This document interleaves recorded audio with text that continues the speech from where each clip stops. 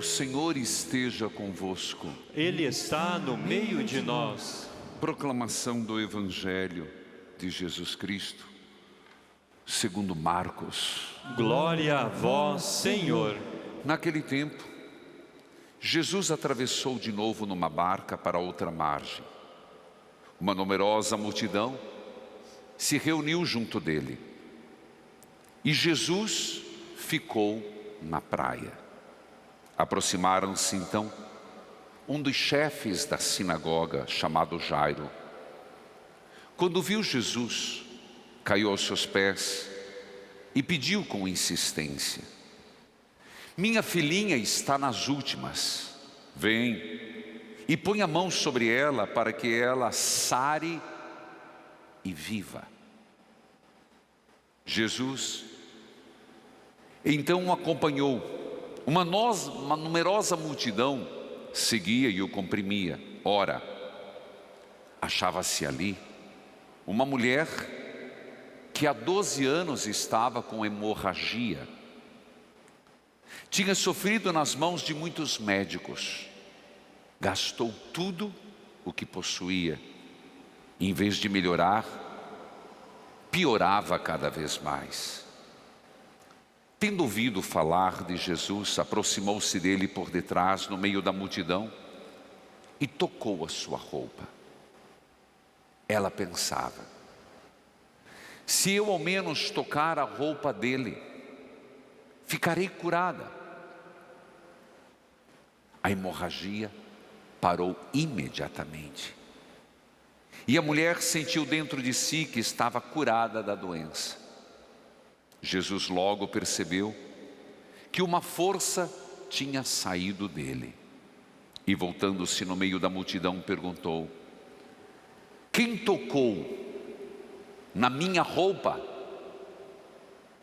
Os discípulos disseram: estás vendo a multidão que te comprime? E ainda perguntas: quem me tocou? Ele, porém, olhava ao redor para ver quem havia feito aquilo. A mulher, cheio de medo e tremendo, percebendo que lhe havia acontecido, veio e caiu aos pés de Jesus e contou-lhe toda a verdade. Ele lhe disse: filha, a tua fé te salvou. Vá em paz, fica curada desta doença. Ele estava ainda falando, quando chegaram alguns da casa do chefe da sinagoga e disseram a Jairo: tua filha morreu. Porque ainda incomodar o mestre? Jesus ouviu a notícia e disse ao chefe da sinagoga: não tenhas medo, basta ter fé. E não deixou que ninguém o acompanhasse, a não ser Pedro, Tiago e seu irmão João. Quando chegaram à casa do chefe da sinagoga, Jesus viu a confusão e como estavam chorando e gritando. Então ele entrou e disse: por que essa confusão e esse choro? A criança não morreu, mas está dormindo. Começaram então a caçoar dele. Mas ele mandou que todos saíssem, menos o pai e a mãe da menina, e os 3 discípulos que o acompanhavam. Depois, entraram no quarto onde estava a criança. Jesus pegou na mão da menina e disse: Talita cum, que quer dizer: menina, levanta-te. Ela levantou-se imediatamente e começou a andar, pois tinha 12 anos. E todos ficaram admirados. E recomendou com insistência que ninguém ficasse sabendo daquilo e mandou dar de comer à menina. Palavra da salvação. Glória a vós, Senhor. Que a palavra de Deus perdoe os nossos pecados. Amém. Clamo por teu poder. Clamo por teu poder. Peço a tua graça. creio em tuas promessas. Age em mim, Senhor. Clamo por teu poder, peço a tua graça. Creio em tuas promessas. Age em mim, Senhor. Estende a tua mão e toca. Põe a tua mão e cura. Vem, Senhor, tocar em mim. Preciso tanto ser curado. Basta apenas teu querer, para que eu seja teu milagre, Senhor. Estende a tua mão e toca. Põe a tua mão e cura. Vem, Senhor, tocar em mim. Preciso tanto ser curado. Basta apenas teu querer, para que eu seja teu milagre, Senhor. Filhos queridos, nesta terça-feira de Jesus das Santas Chagas, quando clamamos, derrama, Senhor, uma gota do teu sangue. Jesus das Santas Chagas, dolorosas e gloriosas, curai-nos, porque por tuas chagas fomos curados, por tuas chagas fomos libertados. A liturgia nos presenteia com um texto lindíssimo do evangelista Marcos. Um texto que nos apresenta duas curas, dois grandes milagres. Um primeiro, de um dos chefes da sinagoga, chamado Jairo, que manifesta fé, confiança, quando cai aos pés de Jesus e pede com insistência. Importante esse gesto, ir até Jesus Cristo. Como nós somos chamados a estar, a procurar, a nos colocar em Jesus Cristo. Quando você vai a uma igreja, seja aqui ou outros lugares, é uma expressão de se ir. Mas eu posso rezar em casa? Pode. Toda oração é válida? Sim. Mas os gestos, as atitudes, quando não apenas exteriores, elas representam muito. Elas representam muito. Por isso eu penso nas pessoas que fazem seus sacrifícios, que fazem suas penitências e oferecem a Deus, não como retribuição, não é isso. É apenas mostrar, Senhor, eu estou disposto a tudo para te servir. Não vejo aqui barganha, mas é uma pessoa que diz assim: eu estou disposto, Senhor, a fazer tudo porque eu confio. E esse sacrifício corporal, eu te ofereço, Senhor. Se ajoelhou. Ajoelhar-se significa: sou pequeno diante de ti, sou necessitado dos teus favores, me ajoelho porque confio que sois o meu Deus soberano,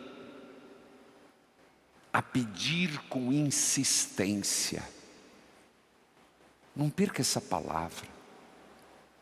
Com insistência, com fé, sem fraquejar, repetidamente. As nossas orações precisam ser feitas de joelhos, como quem mostra a Deus nossa humildade e o quanto precisamos dEle, proclamando o seu senhorio, insistente, porque nosso Senhor disse, não esmorecer na oração, rezar sempre e nunca desistir. São pequenos elementos que os evangelistas nos apresentam, para que nós aprendamos a não desistir, a não esmorecer. A graça não chegou, mas continuar rezando confiante, sabendo que o Senhor nos atende. Os evangelhos são repetitivos nesses elementos. Você acha que é por acaso? Não. Tem um propósito, para mim e para você. Minha filhinha está nas últimas. Quantos hoje não estão pedindo, Senhor, fulano de tal está doente, eu estou doente. Hoje atendi no rádio uma mulher, e é compreensivo o que ela sentia. O marido 20 dias na UTI, problema num pulmão, no outro câncer. Mas se percebe, é uma mistura de entrega, ao mesmo tempo de prece, e a insistência, Senhor, faça a tua vontade. Tem momentos na vida, a vida inteira na verdade, mas há momentos peculiares, que a gente não sabe nem o que rezar. E tem que dizer, Senhor, faça a tua vontade.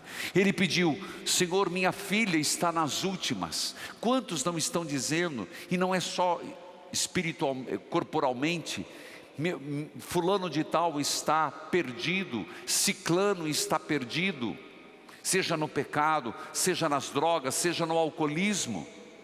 Então a pergunta hoje, quem você quer colocar diante de Jesus com insistência? Diga o nome da pessoa agora, você que está aqui em casa. Senhor, fulano de tal, diga o nome. Está escutando, filho? Disse o nome? Está precisando.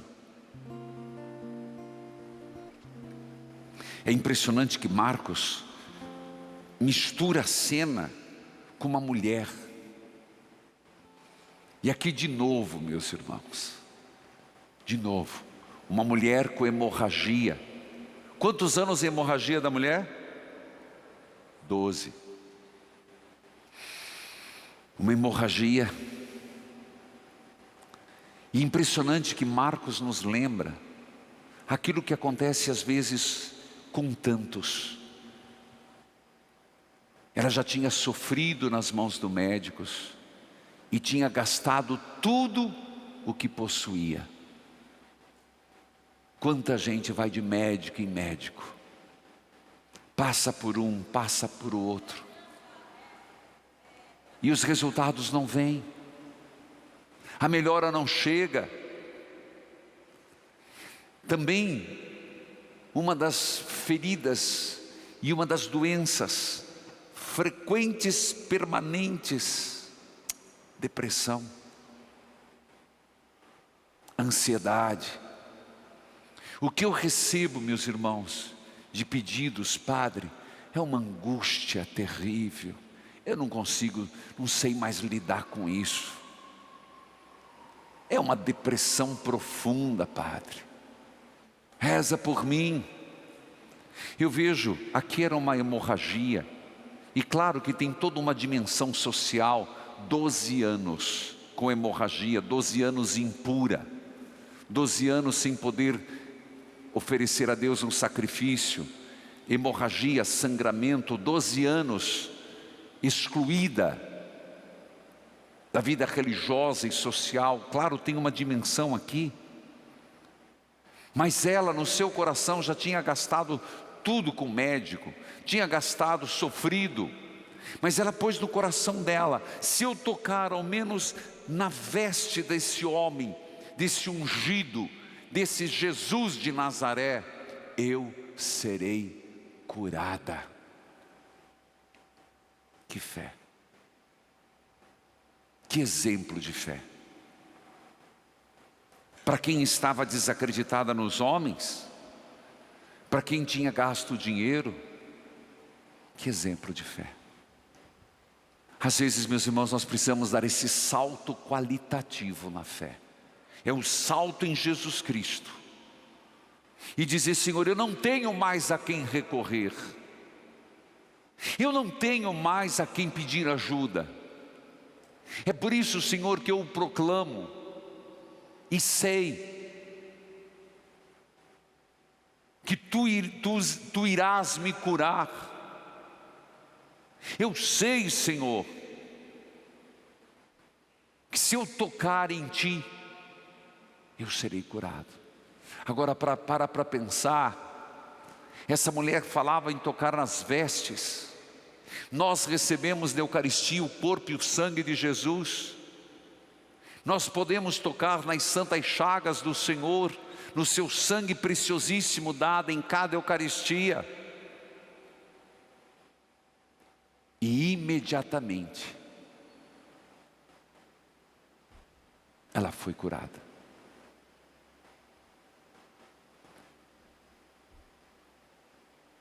São dois milagres para nos fortalecer.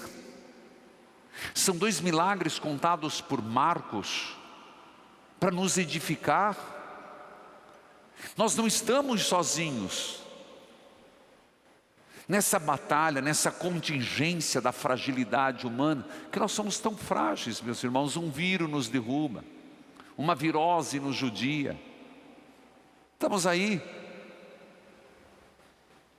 à mercê de tantas coisas, mas nós temos um Deus do nosso lado.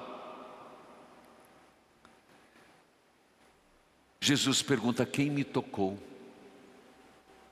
Você vai perguntar, mas não é uma pergunta esdrúxula? Eram tantas pessoas. Não, não era esdrúxula. Porque quem o tocou, tocou com fé. Quem o tocou, tocou com confiança. Quem o tocou não foi um toque aleatório. A mulher contou o que aconteceu. Naquele instante vieram dizer: Jairo, não incomoda mais, tua filha morreu. O que é que Jesus disse para Jairo? Às vezes a gente vai até Jesus, e eu digo isso, católicos, a gente que está tentando nessa caminhada, às vezes a gente vai a Jesus Cristo, a gente volta para a igreja. Hoje, como eu fiquei feliz daquele testemunho daquela mulher que disse: quero contar uma grande graça de Deus. Me casei depois de 18 anos. Que coisa linda. Isso é um toque de Deus na vida. Ela e o marido, exultantes no Senhor. E ela disse: ainda estou indo na missa. Que vida transformada. Essa é a verdadeira mudança de vida. O voltar para o seio da igreja. Pois bem, nesse evangelho, voltando, acontece um fato que a gente tem que pensar. Às vezes vamos para a igreja, começamos a rezar e as coisas pioram. Pioram. Você está pedindo por uma causa, você está pedindo por uma coisa e parece que ao invés de melhorar a coisa regride. Foi o que aconteceu com este homem. Ele estava pedindo: minha filha está prestes a morrer, minha filha está nas últimas, e chega a notícia: ela morreu. Não incomode mais. Essa mensagem, meus irmãos, para Deus nada é impossível. Pode ficar pior, mas não significa que Deus nos abandonou, porque logo depois Jesus disse para ele: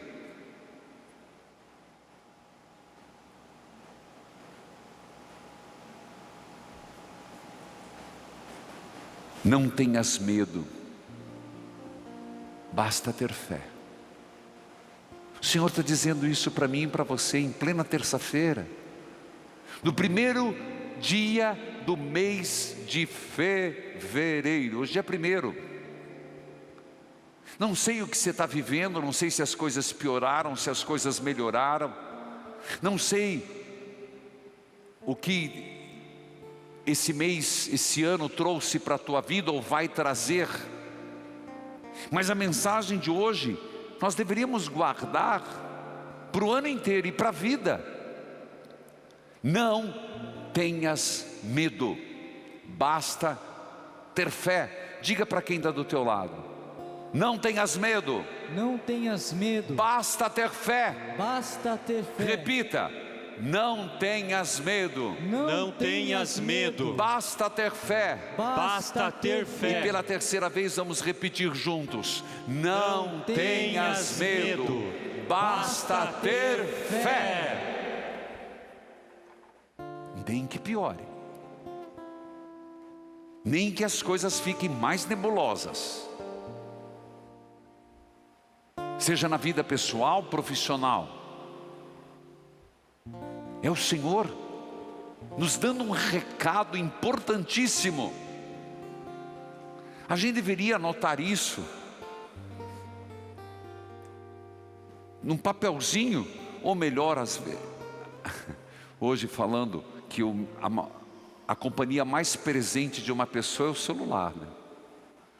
Então, a gente sempre escolhe uma foto, quando você mexe aparece, não é? Geralmente a foto onde a gente está mais bonito, onde a gente está mais simpático. Você não vai colocar uma foto onde você está feio, né? E depende do ângulo, você fica mais ajeitado, ajeitada. Uma frase que a gente poderia colocar na página inicial: não tenhas medo, basta ter fé. Algo que a gente precisaria se lembrar muito, algo que a gente precisava despertar constantemente. Não tenhas medo, porque o medo caminha conosco. Tantas coisas te dá medo, mas ao mesmo tempo, essa palavra do Senhor: tenha fé. Meus irmãos, se a gente acreditar nisso, a gente pode até estar meio ansioso, depressão, angustiado, mas a gente vê uma perspectiva. Se a gente acredita nisso, você pode até estar com uma pessoa dentro de casa que está sendo uma pedra no sapato, não muda, mas você consegue ver ter uma luz no final do túnel. A fé nos motiva, a fé nos impulsiona. Não tenhas medo, basta ter fé. E foi quando, se ele foi até Jesus, Jesus foi na casa dele. Olha que movimento forte. Jesus entra na casa de Jairo e vê o povo, vê as carpideiras, que eram as carpideiras. Era uma profissão no tempo de Jesus. Mulheres que eram pagas para chorar e gritar. Não se escandalize, era isso mesmo. Às vezes precisava hoje, né? Porque ninguém chora mais, fica tudo lá jogando, mexendo no celular, coitado do defunto. Fica lá que nem reza um terço. É verdade. Agora na Covid é compreensível que o caixão é lacrado. Mas tem certos velórios que parece mais uma festa, que estão felizes que a pessoa vai embora do que fica. Mas estão as carpideiras. E Jesus diz: ela está dormindo.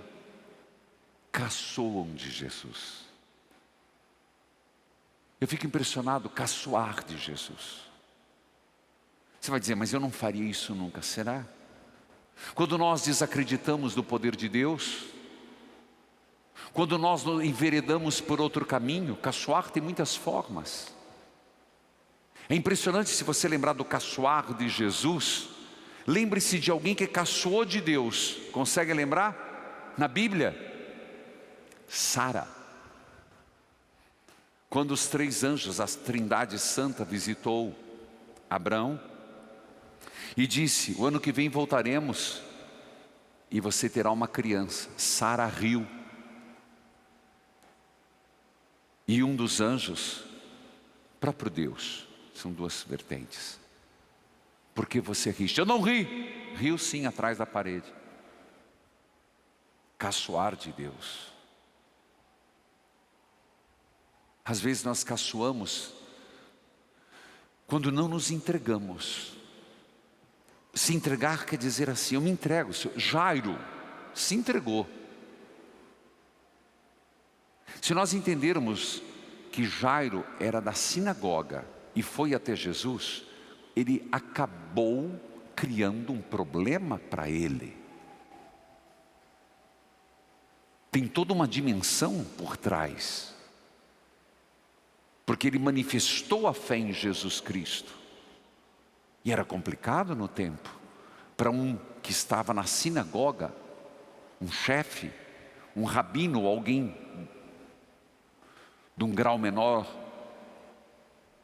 tomou uma posição. Portanto, meus irmãos, não vou me delongar. Hoje o Evangelho está recheado de muitos elementos. Se você puder oportunamente, abra o aplicativo da obra Evangelizar é Preciso e tem lá no aplicativo a leitura diária. Se puder, faça a sua leitura orante de novo, se colocando no lugar de Jairo. Minha filha está morrendo. E reza com o Senhor. Se coloca na mulher mulher com hemorragia, 12 anos. Se eu tocar ao menos na barra, a menos no manto de Jesus, eu serei curado. Se coloca como ouvinte das palavras de nosso Senhor. Não tenhas medo, basta ter fé. Eu tenho certeza que uma leitura, uma meditação desse texto bíblico irá nos edificar muito. Portanto, se alguém perguntar, você foi na missa em plena terça-feira? Não tinha o que fazer, fui. Se acompanhou pela televisão, pelo YouTube, pelo rádio, acompanhei. Põe na tua cabeça qual a frase de hoje. Eu ficaria com uma: não tenhas medo, basta ter fé. Filhos queridos, a gente vai fazendo isso. Tem um casal e a filha mora na Lapa e vieram da ponte do Rio Iguaçu de Araucária até o santuário andando. Estão aqui? Você pode vir aqui à frente? Eu vou colocar máscara. Andaram 28 quilômetros. E eu tenho muita... Você vai falar curiosidade? Eu não sei. Eu gostaria de saber o porquê.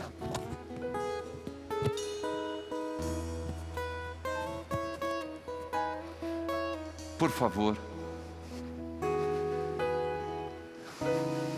Seu nome? Silmara. Ismael. Gabriele.